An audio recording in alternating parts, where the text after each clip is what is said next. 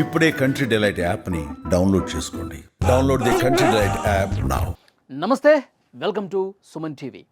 America అధ్యక్షుడు Donald ట్రంప్తో పాక్ ప్రధాని షెహబాజ్ షరీఫ్, అలాగే పాక్ ఆర్మీ చీఫ్ ఆసిమ్ మునీర్ ఎవరైతే ఉన్నారో వీళ్ళిద్దరూ భేటీ అయ్యారు డొనాల్డ్ ట్రంప్తో.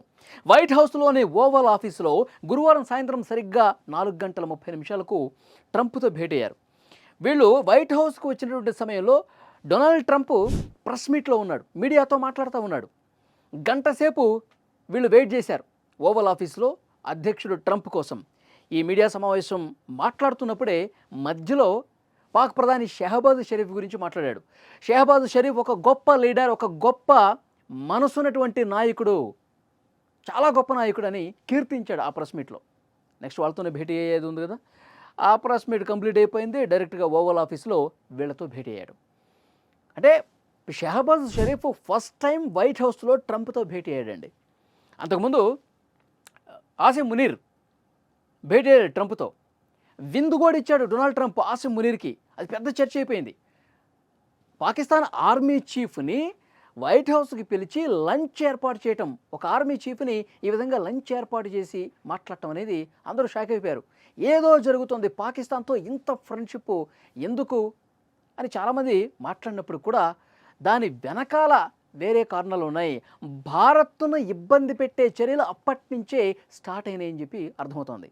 అందుకే పాకిస్తాన్ భారత్ సంబంధించి ఉద్రిక్తతలు కొనసాగుతున్న సమయంలో, ఒక యుద్ధం జరుగుతున్నటువంటి సమయంలో ఈ యుద్ధాన్ని నేనే ఆపాను అని ఆయన అనటం, ఆర్మీ చీఫ్గా ఉన్నటువంటి ఆసిమ్ మునీర్ దానికి వంతపాడి, ఎస్ మీరు చాలా కీలక పాత్ర పోషించారు, మీరు చాలా యుద్ధాలు ఆపారు, మీకు శాంతి బహుమతి ఇవ్వాలని చెప్పి ఈయన అనటం, అప్పట్లో ఎంత చర్చనీయాంశందో మనం చూసాం. కానీ మనం చాలా స్ట్రైట్గా చెప్పాం.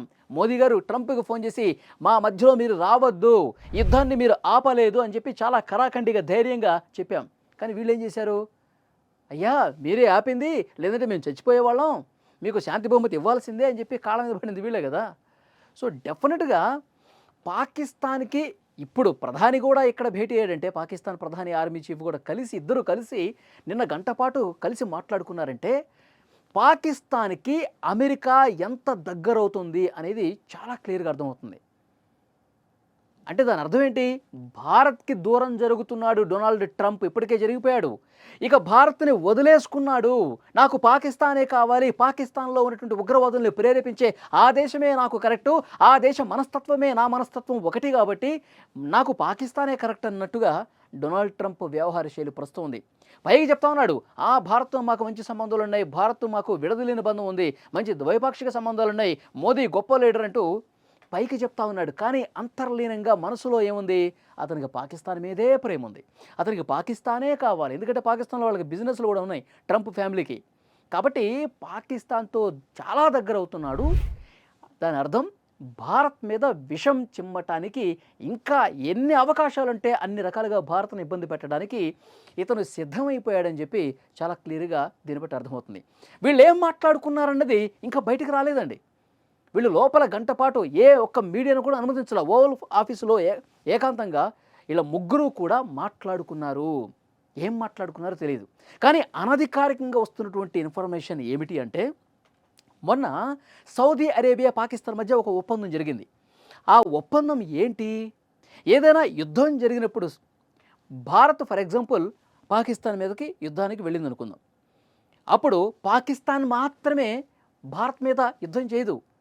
ఈ ఒప్పందం ప్రకారం సౌదీ అరేబియా కూడా కలిసి రావాలి. పాకిస్తాన్ సౌదీ అరేబియా రెండు దేశాలు కలిసి భారత్ మీద విరుచుకుపడతాయన్నమాట.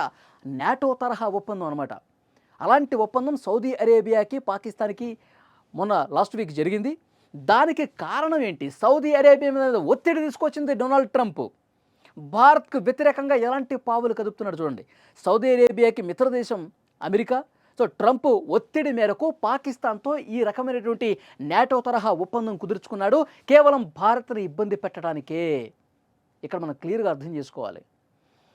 భారత్ మీద ఈ మధ్యకాలంలో అతను డొనాల్డ్ ట్రంప్ సుంకాలు విధించటం, భారత్ డెడ్ ఎకానమీ అని మాట్లాడటం, డ్రగ్స్ సరఫరా చేసే దేశం అని చెప్పటం, లేటెస్ట్గా 70% H1B వీసాలు ఉంటుంటే భారత ఉద్యోగుల్ని ఇబ్బంది పెట్టే విధంగా నిర్ణయాలు తీసుకోవటం, ఇవన్నీ వరుసగా ఒకదాని తర్వాత ఒకటి ఎందుకు చేస్తా ఉన్నాడంటే భారత్ని ఇబ్బంది పెట్టాలి, అలాగే పాకిస్తాన్కి దగ్గర కావాలి. ఇదే డెఫినెట్గా ప్రపంచం మొత్తం కూడా చూస్తూ ఉంది.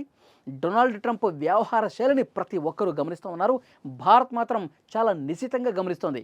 డొనాల్డ్ ట్రంప్ నువ్వేం చేసుకుంటావో చేసుకో, ఎన్ని సుంకాలు వేసుకుంటావో వేసుకో, భారత్కు వ్యతిరేకంగా ఎన్ని నిర్ణయాలు తీసుకుంటావో తీసుకో, కానీ నా ప్రజల కోసం, నా భారత సార్వభౌమాధికారం కోసం ఎక్కడా కూడా రాజీ పడే ప్రసక్తి లేదు. భారతదేశంలో ఉన్న ప్రతి వ్యాపారి, ప్రతి రైతు, ప్రతి వర్గం ప్రయోజనాలు కాపాడే విధంగా నేను ముందుకు పోతానని చెప్పి చాలా స్ట్రైట్గా ప్రధానమంత్రి నరేంద్ర మోదీ గారు మడమ వెనక్కి తిప్పకుండా, ఎక్కడ అమెరికా నిర్ణయాలకు భయపడకుండా ఎదురొడ్డి నిలబడిన పరుస్తుంది. అమెరికా కుట్రలు ఇప్పుడు వీళ్ళు థ్యాంక్స్ చెప్పడానికి వచ్చారండి. పాకిస్తాన్ ప్రధాని, ఆర్మీ చీఫ్ డొనాల్డ్ ట్రంప్కి థ్యాంక్స్ చెప్పడానికి వచ్చారు. సౌదీ అరేబియాతో మాకు ఒక మంచి రక్షణ ఒప్పందం కావటానికి మీరు దోహదపడ్డారు. ఇప్పుడు ఏ దేశం వచ్చినా సరే మేమిద్దరం కలిసి యుద్ధానికి వెళ్తాం. సౌదీ అరేబియా మీద ఎవరన్నా యుద్ధానికి వస్తే పాకిస్తాన్ తోడొస్తుంది, పాకిస్తాన్ ఆయుధాలు ఇస్తుంది, పాకిస్తాన్ వాళ్ళకు ఉన్నటువంటి రక్షణ సంబంధించిన సైనిక సహాయం కావచ్చు, ఏదైనా ఇటు పాకిస్తాన్ మీద ఏదన్నా భారత్ కావచ్చు, ఇంకోటి కావచ్చు, ఎవరైనా యుద్ధానికి వస్తే సౌదీ అరేబియా ముందుకు వచ్చేస్తుంది అనమాట. సో ఇలాంటి ఒక రక్షణ ఒప్పందం, కీలకమైన ఒప్పందం కావటానికి డొనాల్డ్ ట్రంప్ సాయపడ్డాడు, కేవలం భారత్ని ఇబ్బంది పెట్టడానికి. ఇది చాలా క్లియర్ అయిపోతుంది. దానికి థ్యాంక్స్ చెప్పుకోవడం కోసం వీళ్ళు వచ్చినట్టుగా తెలుస్తోంది. ఫ్రెండ్స్, ఈ వీడియో చూసిన తర్వాత మీకేమనిపిస్తుంది? డొనాల్డ్ ట్రంప్ వ్యవహార శైలి భారత్ను ఇబ్బంది పెట్టడానికి అనేది చాలా క్లియర్ అయిపోతుందా? ఈ మీటింగ్ తర్వాత పాకిస్తాన్, అమెరికా రెండు ఒకటే, ఇక భారత్ నాకు వద్దు అని చెప్పి అమెరికా అనుకుంటుందని డొనాల్డ్ ట్రంప్ అనుకుంటున్నాడని మీకు అర్థమవుతుందా? Please comment.